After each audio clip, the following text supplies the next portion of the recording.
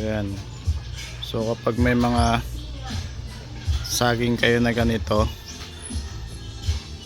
pinuputol yan, sinasagad yan dito sa pinakalas na bunga. Ito kasing last na to wala na to,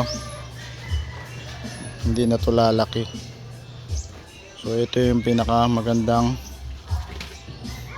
putol sagad, kasi yung nutrients niya kapag kaya ni hinayaan mo, didiretso pa siya dito sa puso,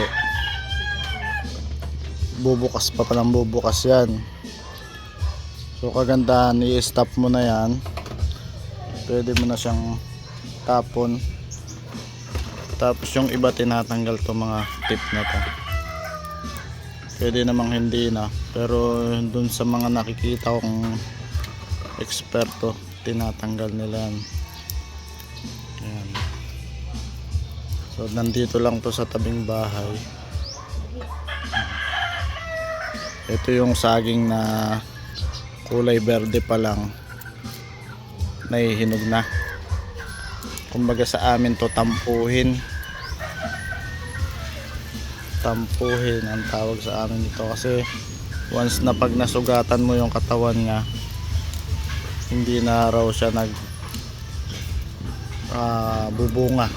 Ewan ko kung totoo nga yun, kasi parang yun yung naging bansag sa kanya medyo sensitive yung puno niya. So dalawang puno ito na malaki, yung isa na-process ko na, naputol ko na yung mga last week or last 2 weeks. So ito na yung bunga niya, medyo may kambal din, no? Hindi nawawala sa saging yan yung kambal.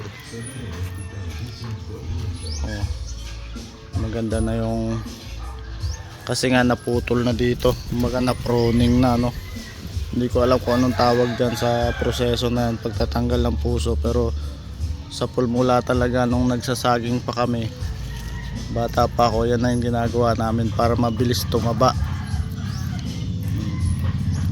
So magi-stop na yung nutrients na dito na mapupunta lahat sa bunga.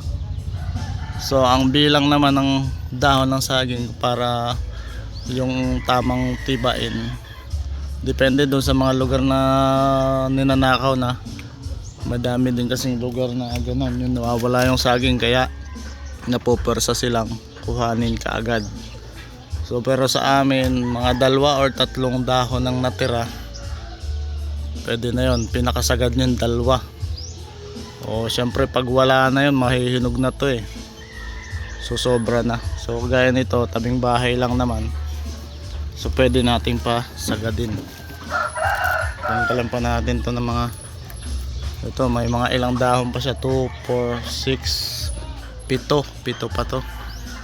So unti-unti malalagas ang dahon na yan. Bantayan nyo, mag 3 or 2, mataba na rin yan, sakto yan.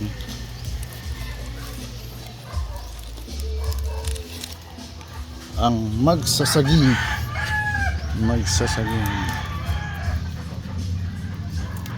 konti lang yung suwi nito, yung iba nilipat ko na